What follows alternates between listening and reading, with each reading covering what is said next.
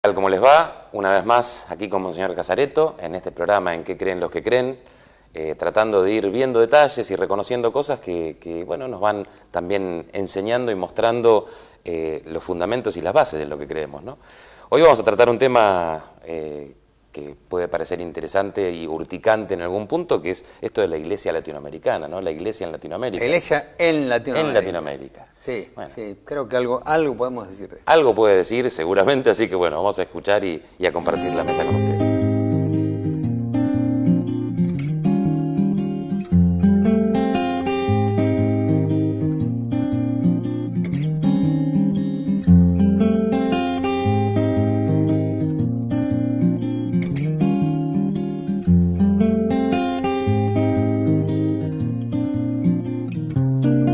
Bueno, decíamos entonces que el tema de hoy tiene un poco más de raíces históricas, pero es muy bueno que usted pueda contarnos y mostrarnos cosas que a veces nosotros estando desde adentro no conocemos, ¿no? ¿Qué diferencia y qué es esta iglesia en Latinoamérica y cuáles son sus características, sus diferencias, su riqueza, ¿no? También. Bueno, si nos remontamos a unos 50 años atrás, yo estoy cumpliendo este año 50 de sacerdote, y un poquito más, yo diría unos 60 años atrás, hubo obispos que tuvieron una visión impresionante acá en América Latina, sobre todo un obispo chileno, Monseñor Larraín, que dijo, Latinoamérica, la iglesia en Latinoamérica ha crecido tanto en los diversos países que tiene que generar algún tipo de encuentro. Los obispos por lo menos tenemos que empezar a encontrarnos. Y así, hace muchísimo tiempo, yo no puedo poner la presión, si fueron 55, 56, 60, se creó lo que se llama el CELAM, que es el Consejo Episcopal Latinoamericano. Y hubo una primera reunión en Río de Janeiro, y a partir de ahí surgió esta idea, bueno, con una cierta periodicidad tenemos que reunir obispos que representamos los distintos países de América Latina, hasta que en la época de Pablo VI esto concluyó en un gran encuentro, donde había una representatividad grande de obispos. Al principio eran pocos obispos que se juntaban, eran prácticamente un grupo de amigos de distintos países, pero se hizo el encuentro de Medellín, estamos hablando de la década del 60, ahí fueron representando, generalmente la representación va un obispo cada 25 obispos, ¿no? Acá ahora tenemos 100 obispos, en estos encuentros irían 4, pero eso para los sínodos, pero en estos encuentros latinoamericanos era más la representatividad, uno cada 10 o algo así. Y entonces se hizo el encuentro de Medellín. ¿Y qué fue ese encuentro? Fue un encuentro donde lo que explotó fue, yo diría, una idea un poquito escandalosa. ¿Cómo puede ser que un continente que tenga una fe y esté gestado desde la fe, paralelamente tenga tanta injusticia? Entonces, el tema de Medellín fue la injusticia. Y eran los tiempos donde se había de los explotadores y explotados, ¿no es cierto? Había un obispo brasileño que era Monseñor El del Cámara, que fue realmente muy importante en esta idea de la espiral de la violencia. Yo me acuerdo que el cardenal Guarrachino, cuando decía Medellín fue como una especie de iglesia que gritó, que se juntó para gritar, no tanto para encontrar los caminos adecuados, sino para mostrar al mundo que la pobreza en América Latina era fuerte y por lo tanto era un cierto escándalo, ¿no? Esto fue el primer acontecimiento latinoamericano de envergadura, ¿no? Sí. En una década muy difícil porque estaba la violencia, había, en fin, violencia de arriba, violencia de abajo, es decir, un momento muy complejo, ¿no? Y en realidad este grito, que fue tan fuerte, la iglesia dijo, bueno, cada 10 años hagamos un encuentro similar. Entonces después vino Puebla, después vino Santo Domingo, después vino Aparecida. Se fueron haciendo más o menos cada 10 años este tipo de encuentros. Y en Puebla, ¿qué pasó? Estaba ya recién elegido Juan Pablo II. Y entonces ahí Juan Pablo II se hizo con mucha expectativa ese encuentro de Puebla. Él ya fue con una idea de dar ciertos lineamientos, viendo la problemática de América Latina, reconociendo toda la dimensión de injusticia, ¿no es cierto? Él ya planteó caminos, mostrando que había que ocuparse de los pobres, pero desde la fe, porque quizás, podríamos decir, ¿no es cierto?, simplificando mucho, el encuentro de Medellín fue un encuentro donde primó un poco lo sociológico, por decir así.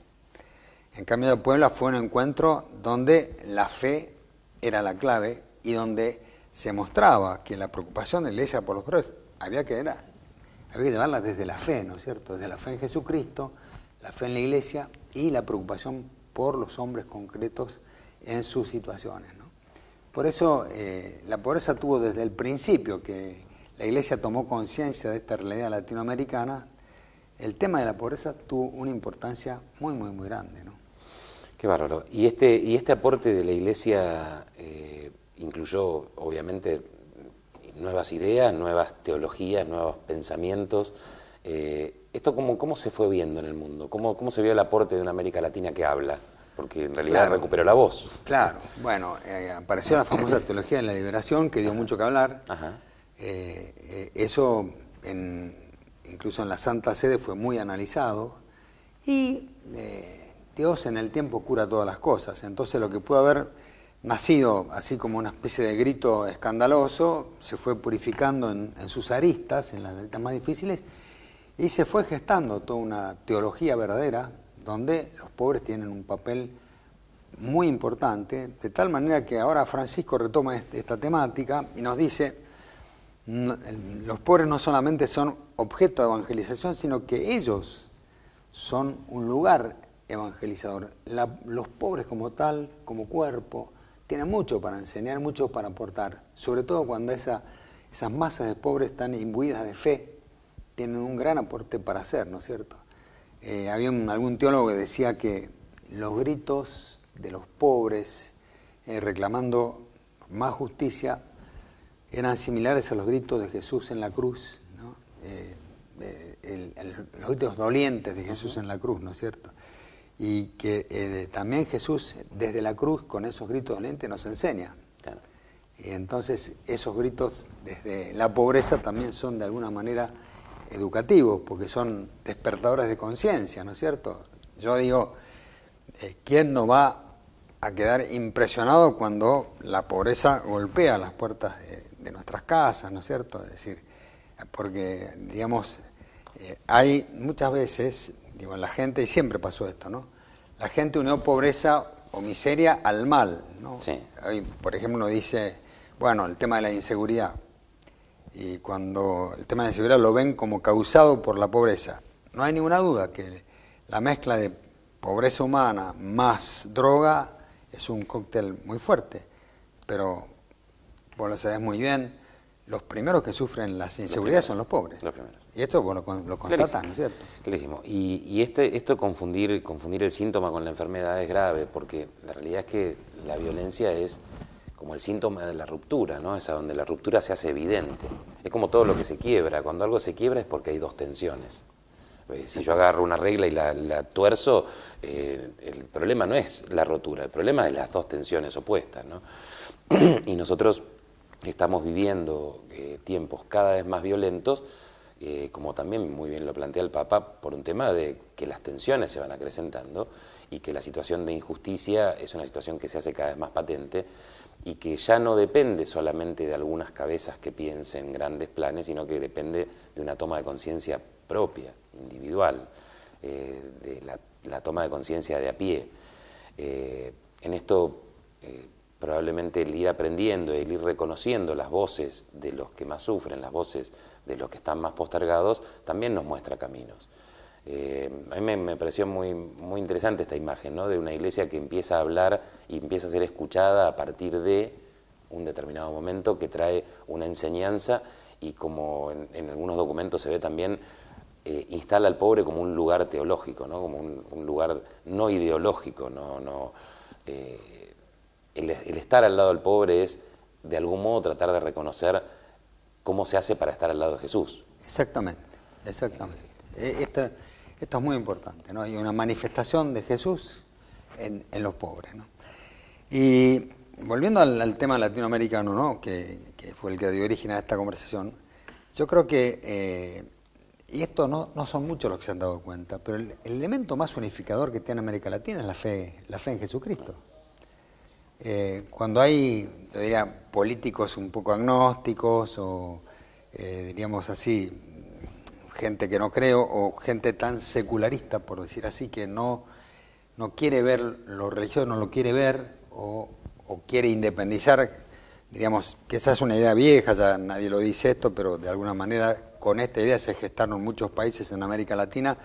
La religión es para la iglesia, para el culto, pero la sociedad la construimos los que no tenemos nada que ver con lo religioso, ¿no? La fe no tiene nada que ver en la construcción de la sociedad. Bueno, esa idea, gracias a Dios, me parece que ha sido como abandonada, y hoy a mí me parece, ¿no?, que una de las consecuencias fuertes de que Francisco sea Papa es reconocer que la Iglesia ha tenido mucho que ver en América Latina, ¿no? Y es como un reconocimiento mundial al continente, la elección del Papa Francisco, ¿no? Y esto me parece que tiene una cierta importancia para que muchos vean hasta qué punto lo religioso ha influido también en la construcción de la sociedad y tiene un papel que jugar en la construcción de una sociedad, ¿no es cierto? Sí, un continente que hace no tantos años había echado a la orden de la cual viene el Papa Francisco, ¿no? Exactamente. Más de 200 años. Más de 200 años, que es muy poquito tiempo en la historia, fueron expulsados de América por el poder de ese tiempo, y hoy desde América sale el Papa llevando esta voz, ¿no? Todo un tema interesante para poderlo tratar. Es como para hacérsele a lo que lo echaron a hacerle pito catalán. Sí, tal cual, bueno. tal cual. Bueno. Seguimos en el próximo bloque. Seguimos en el próximo bloque.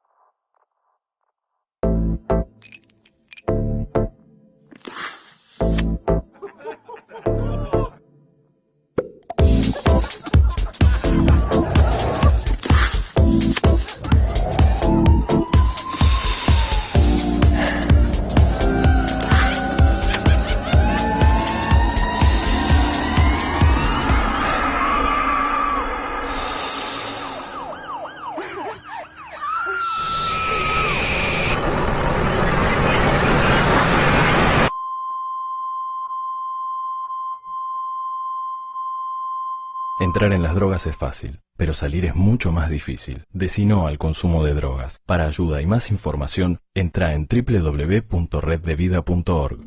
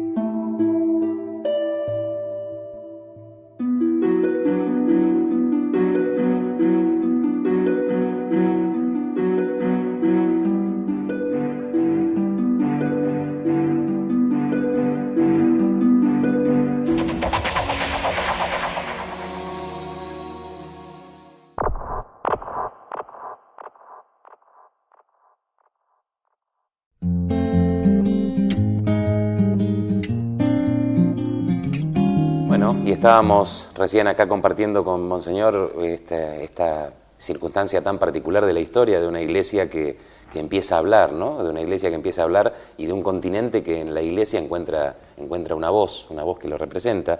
Y justo antes del corte comentábamos la circunstancia esta de los jesuitas expulsados hace 200 y pico de años. Hoy el Papa Francisco, jesuita, que surge desde América. y bueno, y ciertas cosas que siguen haciendo ruido, ¿no? Usted nombró hace un rato la teología de la liberación, y hasta hace poco tiempo era mala palabra.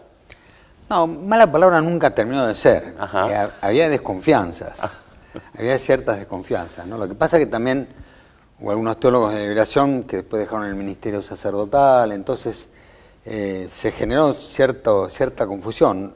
Yo creo que hay un teólogo muy rescatable que es un teólogo peruano, que es el padre Gutiérrez, que fue un hombre de una coherencia muy fuerte siempre y siempre fue párroco, que esto es muy importante. Entonces era un teólogo, un tipo muy inteligente, muy capaz, pero nunca dejó de tener un contacto muy directo con los pobres.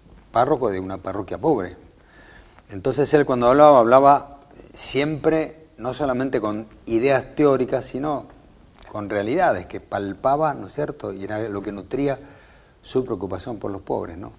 Yo creo que la teología del padre Gutiérrez ha sido muy importante, incluso un hombre invitado con mucha frecuencia a Europa para hablar de esto, y el que lo invitaba era el cardenal Ratzinger cuando era cardenal, ¿no es cierto? Es decir, así que, bueno, pero la teología de la liberación ha tenido su importancia justamente por esto, por incorporar al núcleo teológico más especulativo una preocupación que surgía de la realidad, ¿no es cierto? Por eso que algunos decían, es una teología sociológica solamente, ¿no? Y no es así. Es decir, era una preocupación por ver cómo se manifestaba Jesús en los pobres y qué tenía también de Jesús para entregarla a los pobres en orden a esta redención humana y sobrenatural de ellos, ¿no es cierto? Sí, sí. ¿Y por qué la relación de la teología de la liberación con la violencia? Bueno, lo que ocurre es que cuando surge esta teología de la liberación era un momento muy violento en América Latina. Y estaba, por un lado, grupos guerrilleros, por otro lado, la represión. Estaba la famosa teoría de la seguridad nacional, que era una teoría armada por los militares con una base fuerte en Estados Unidos, escuelas de preparación de militares en Estados Unidos para reprimir. Y en ese contexto es donde surge. Y algunos sacerdotes que hicieron la opción por la violencia y tomaron las armas. Entonces fue en ese contexto que surge esta teología, ¿no? Y por supuesto, al principio, bueno, como decíamos, con ciertas aristas punzantes que después, con el tiempo, Dios trabaja mucho en el tiempo y se van como limando, pero aparece toda la dimensión positiva, el aporte positivo que ha brindado a la teología como tal, ¿no? Claro, sí, me viene a la cabeza esto de que es muy difícil estar en la prueba y no salpicarse, ¿no? Claro. O sea, el caminar por un límite muy impreciso. Porque... Bueno, Francisco dice, ¿no? La iglesia tiene que ser como un hospital de campaña. Hay que a veces herirse, mejor accidentarse que enfermarse por encierro, ¿no es cierto? Exactamente. Y el riesgo de accidentarse es constante y en realidad tratar de reconocer qué es lo que nos está diciendo Dios hoy conlleva un margen altísimo de error, porque es muy difícil entender. Sí, pero hay una cosa muy importante en América Latina y creo que se puso de manifiesto en el documento de Aparecida, ¿no? Esta opción por los pobres, que nació con muchos conflictos, yo digo en Medellín, allá hace como 50 años, esta opción por los pobres fue como generalizándose y metiéndose en la vida de la iglesia. Antes, de alguna manera, era objeto de discusión. Claro. Y yo me acuerdo cuando era sacerdote joven, yo me acuerdo una vez fui a hacer un casamiento, tenía que ir a hacer un casamiento, ¿no? Y el cura donde yo tenía que ir a casar, una iglesia de Buenos Aires, me mandó a decir que yo tenía que ir antes para que él me conociera. Y bueno, yo lo llamé por teléfono y dije, mire, padre, no puedo ir antes. Bueno, le voy a explicar por teléfono. Mire, a mí acá me viene vestido de cura, de sotana o de clerman. Nada de venir de plomero o de albanil. Y además, en el casamiento, nada de hablar de la Revolución Cubana ni del Che Guevara, me habla del sacramento del matrimonio. O sea, era esa la iglesia, claro, ¿no? Claro. Estábamos en una iglesia donde había posiciones muy, muy fuertes, ¿no? Pero gracias a Dios, con el tiempo, hoy nadie discute que la iglesia ha hecho una opción preferencial por los pobres y nadie se le puede ocurrir decir que una opción preferencial por los pobres no es lo que corresponde. Claro. Está inserto en lo más esencial de la vida eclesial esto, ¿no? Sí, estaremos discutiendo el cómo ahora, Bueno, pero ya no el qué. Exactamente. O sea, seguimos en discusiones, Sí, pero que tienen que ver hay que con... encontrar caminos claro, de evangelización y tal cual, encontrar los gracias a caminos. Dios, ¿no es cierto? No todo está dicho, hay que seguir descubriendo, pero... Sí, sí. Es notable que estas cosas se han pasado casi sin darnos cuenta, ¿no? Porque la realidad es que... Bueno, sin darnos cuenta, los obispos tuvimos que sufrir bastante. Ustedes sufrieron, ¿no? ¿Cuántos son los obispos que han tenido más participación? ¿Quiénes son los que usted veo que, Bueno, que han sido ha más habido destacados? obispos muy importantes argentinos, siempre hay que rescatar la figura del cardenal Pironio, que Pironio fue secretario general del CELAM, presidente del CELAM, y después Pablo VI lo llama para que vaya a Roma a trabajar. O sea que ahí ya se ve hasta qué punto, ¿no es cierto?, Pablo VI valoraba la obra que la Iglesia latinoamericana estaba haciendo. Es decir, lo convoca para trabajar en la congregación de religiosos, después toma a su cargo el laicado, toma las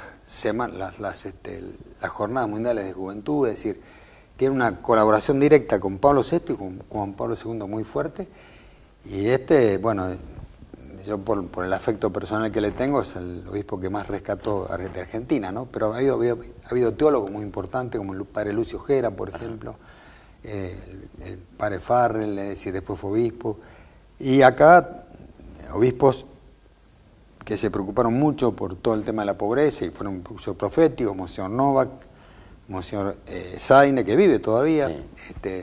Monseñor de Nevares, Monseñor Devoto, es decir, bueno, muchos obispos que verdaderamente pusieron el tema de la pobreza en el tapete, y muchos otros, para mí, mis maestros, en ese sentido fueron Monseñor Saspe, Monseñor Iriarte. Cuando fui obispo de Rafaela, Saspe era arzobispo de Santa Fe, Iriarte era obispo de Reconquista, fueron grandes maestros para mí en todo esto, ¿no? Qué bárbaro, sí, mucha gente entonces. Ahora, se ve que a la luz de la sorpresa que produjo la irrupción del Papa Francisco en Roma, capaz que muchos no nos habían creído, ¿no? Claro. Porque es bastante coherente lo que está haciendo Francisco y lo que está proponiendo con lo que dice la Iglesia en Latinoamérica. Claro. Y además, yo digo, con lo que dice y con lo que vivió la Iglesia latinoamericana, ¿no? Porque yo humildemente tengo que decir, ¿no? Cuando uno iba a encuentros de obispos así internacionales, el estilo de vida de los obispos latinoamericanos se ponía de manifiesto que era distinto, claro, al estilo de vida de obispos que, bueno, por herencia, por tradición o por lo que fuere, tenían un aspecto, vivían una dimensión un poco más señorial, claro, por decir así, del episcopado, ¿no? En cambio acá, en general, los obispos están muy consustanciados con lo que es la realidad en la que tienen que actuar, ¿no? Bueno, esperemos que siga llamando la atención, que siga sorprendiendo y que bueno, esta voz se haga la voz de todos, ¿no? Porque yo creo que lo diferente que tiene la Iglesia cuando habla es que no pretende apropiarse de la palabra, sino que pretende que esa palabra empiece a brotar y dar frutos en otros, y que de pronto la palabra sea la palabra de todos. ¿Y por qué es palabra de Dios? Claro. Es decir, nosotros estamos en realidad, proclamamos una palabra y a la vez estamos subordinados a la palabra. No somos los dueños de la palabra. Cuando la Iglesia habla, interpreta lo que la palabra de Dios quiere decirle a una realidad concreta. Y ese es el gran esfuerzo que tenemos que hacer los cristianos, ¿no? Los laicos, por ejemplo, interpretan con el testimonio de sus vidas, con el anuncio en donde están. Los obispos en la orientación de nuestro pueblo fiel, pero la clave es que no somos los dueños, sino que esa palabra está encima de nosotros. Nosotros no tenemos la palabra sale de nuestra boca, pero hay un espíritu que está, el Espíritu de Dios es el que está inspirando, el que está trabajando constantemente en el corazón de toda la Iglesia, ¿no es cierto?, de los obispos, de los sacerdotes, de las religiosas, de los religiosos, de los laicos, y ese espíritu es el que va como orientándonos, y por eso el gran trabajo para mí, y esto lo digo para todos, ¿no? El gran trabajo es el discernimiento, porque todo cristiano tiene que dar cuenta a Dios de su vida, ¿no? Toda persona tiene que dar cuenta a Dios de su vida. Y para dar cuenta a Dios de la vida hay que saber interpretar lo que Dios quiere para este momento concreto de mi vida, ¿no? Mucha gente que pueda estar escuchando y puede decir, bueno, todo esto que están diciendo ustedes tienen que ver con América Latina y demás, no tiene nada que ver con lo que pasa en mi hogar. Y no, tiene que ver con lo que pasa en el hogar de cada uno, porque en el hogar de cada uno en la medida que se puede y que se vea, hay que tratar de interpretar la palabra de Dios para ver qué es lo que Dios quiere para esta familia concreta, para esta realidad concreta, para este barrio concreto, ¿no es cierto? Y bueno, todo eso es un trabajo que decimos de discernimiento, ¿no es cierto? Sí, hay palabras que suenan fuerte y muy interesantes cuando uno las dice para el afuera, perdón, reconciliación, misericordia, pero que esas son palabras que se pueden empezar a trabajar ya en casa hoy.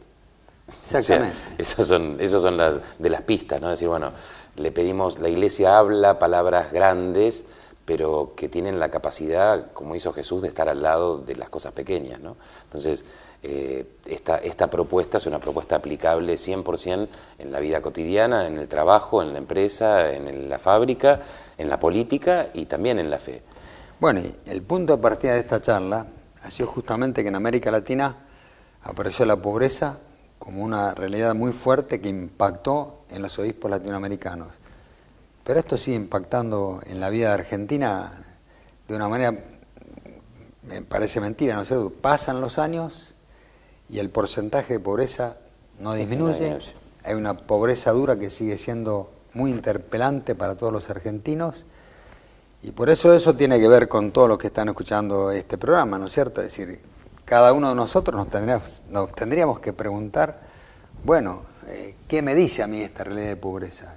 ¿Qué respuesta puedo dar? Una vez más, podemos relegar y decir, bueno, que los políticos, los próximos políticos que vengan se ocupen, o también puedo decir, bueno, también hay una responsabilidad en mí de dar algún tipo de respuesta, que por supuesto no se la podemos, desde este programa no se la podemos dar como una receta, pero evidentemente al menos tenemos que decir, preocúpese, ocúpese, vea qué puede hacer, porque los pobres siguen siendo una realidad que de alguna manera golpean a la puerta de cada una de las casas de nuestra diócesis, ¿no es cierto? A mí a veces, cuando salen estos temas, me preguntan, bueno, ¿por qué la opción de Jesús son los pobres? Y hay un teólogo, creo que fue Lucio Gera, que planteaba que los pobres son la opción de Jesús porque los pobres sufren. Claro. O sea, empecemos por ahí. Y yo creo que empecemos y terminamos, porque claro, está terminando el programa. ¿Estamos terminando? ¿Nos sí, queda algo? Sí, no, un minutito más nos queda. No, una sola cosita le agrego que capaz que ayuda en esto que usted decía. La propuesta es encontrar a Jesús en el que sufre y reconocer en el que sufre a Jesús, ¿no? Si nos cuesta mucho, porque a veces cuesta mucho, por lo menos pensar que ese que sufre es el preferido de él. Perfecto. Entonces, aunque sea, lo voy a amar porque es amigo de quien yo amo. O sea, a veces dar el paso es muy difícil. Bueno, por lo menos decir, este que está sufriendo es el preferido de Jesús. Y bueno, y uno va acercándose y va cambiando la mirada, ¿no? Transformando las miradas. Bueno, muchas gracias, y muy bien. Nos estaremos viendo en la próxima. Una bendición para todos. Bueno, gracias, Padre.